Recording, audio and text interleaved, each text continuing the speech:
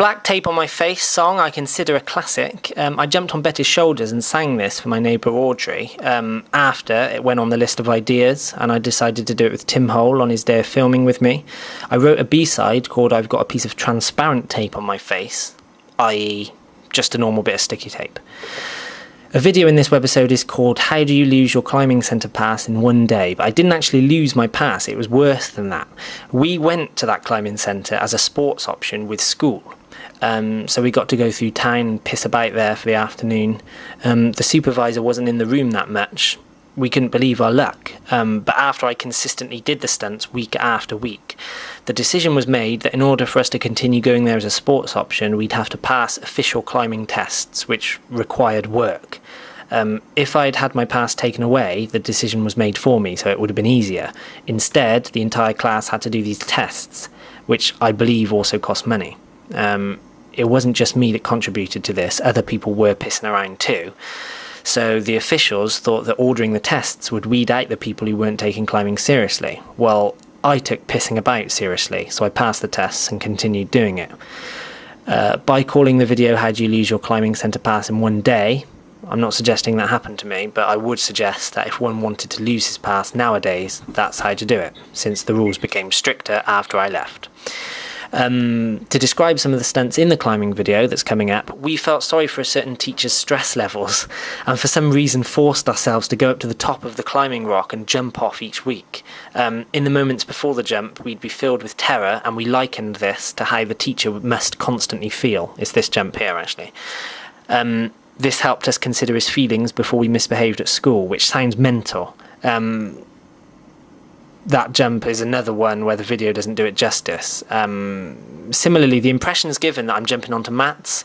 They are technically mats, but I'd happily pay good money to see a random person off the street land on those bloody mats. Especially the big flip off the beam, which ends this whole sequence, and the back flop as well, where I folded into like an accordion, or I just fell on my back onto that brown mat. Actually, the invite goes out to anyone to take me up on that offer. It would make for good filming for a future webisode. Just contact me somehow. Okay, and you can come and do it. I'll pay you. See if you can do it. The big beam flip is not as safe or Olympian as it sounds. Those mats have no give. Alright, so every week we did stunts, but only once or twice brought the camera. Mental. 2 incidents that weren't captured was where I took a backdrop from a kid in the year below me, but they didn't know how to do it, so I landed on my neck. Also, my thumb was bent back when it was landed on, and I walked around for about 2 hours with it bent back to my wrist, just going shopping, before I went to the accident unit. So the mats are really, really hard, but the trampolines here, those are actually fun. You pay 50p for 15 minutes at this campsite, and they are the deal-breaking attraction for me at that campsite. One bit that was filmed but I cut because it didn't really come across that well is that I was blamed for injuring some twat kid's ankle, even though I didn't, because I was jumping on the trampoline and he fell off or something. He shouldn't have been on there. I dislike kids with no coordination. If I had one like it, I'd have to pretend publicly that it didn't bother me.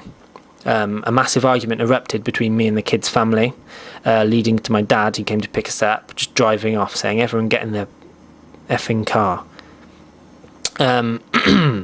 People ask me if we put the shit in the shower. Honestly, no, and it's not one of those denials where you're supposed to read between the lines. It was genuinely there. A funny line was said by me at the time, which wasn't recorded. It was like an Alan Partridge type moment. I said, I was like seriously disgusted at it. I said, if it was a child, then the father should have cleaned it up, and if it was a dog, it should have been reported. Obviously, we did report it, so I'm not sure what I meant by that. There is a video called The Campsite Atrocity that precedes the shit in the shower bit. That was edited later on and has been seen by some Laugh or Cry TV fans, but omitted from this webisode because I didn't want to offend the campsite. But it probably will be seen in a later webisode because I'm fond of it, since it is completely unlike any of our other skits. It's like a documentary type thing almost. For those who haven't seen it yet, it follows us documenting the atrocity of the campsite, such as sharp tin cans in the sand pit and sunken boats which sent my family flying into the river.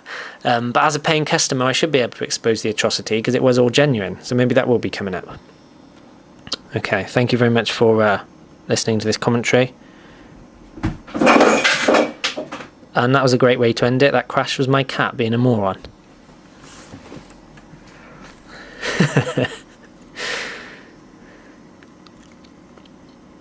Yeah. So